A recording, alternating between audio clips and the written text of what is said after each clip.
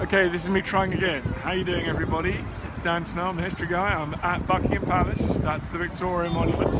If you can hear me, let me know. There's the Canada Gate. And this is Buckingham Palace. Hello, Eddie, how are you, sir? Check it out, Buckingham Palace.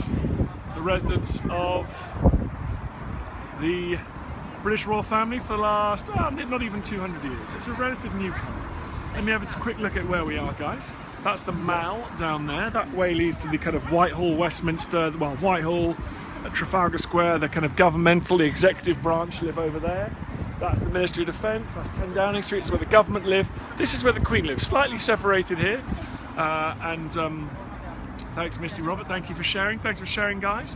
Look at this carriage progressing in a stately fashion through the grounds of Buckingham Palace. There we go.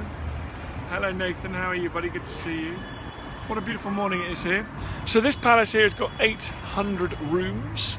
It hasn't been a royal palace that long. It's not really very historic, this place. I mean, it's only been a royal palace. Queen Victoria was the first monarch to live here from 1837 onwards.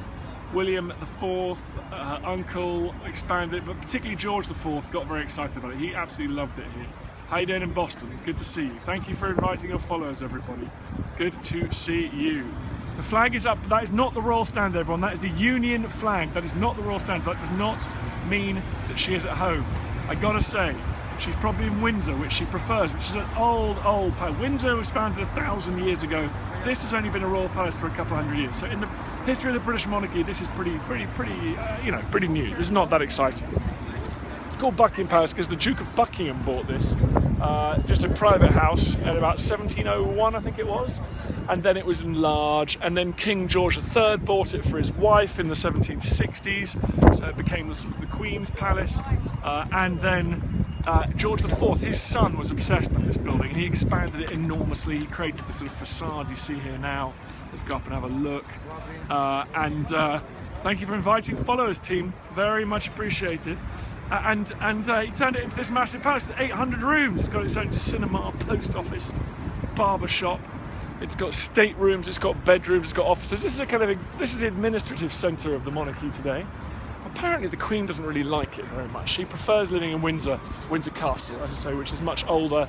That goes way back. Normans, Edward III revamped it. Charles II.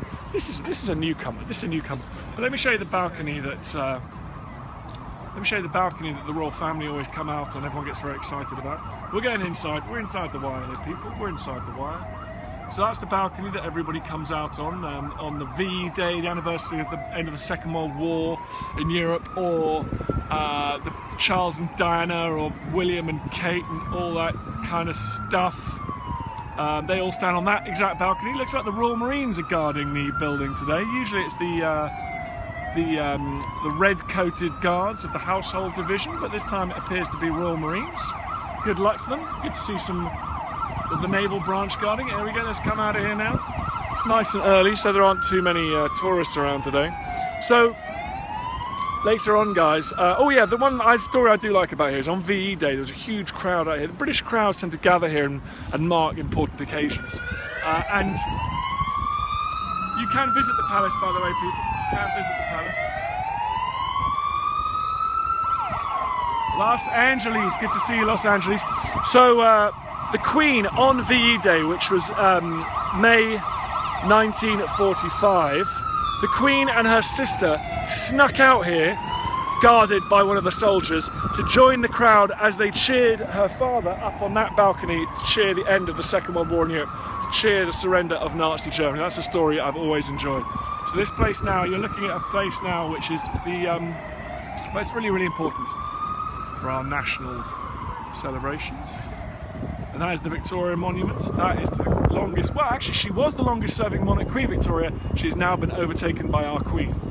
It's the women coming in 1 and 2 of the British monarchy, and arguably, not just in length, but in quality, the women probably occupy at least 3 of the top 4 spots in terms of good English and British monarchs. It's pretty impressive.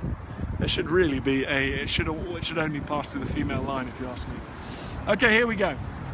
Guys, I'm off to Trafalgar Square now. I might scope later on. All the best. Bye bye.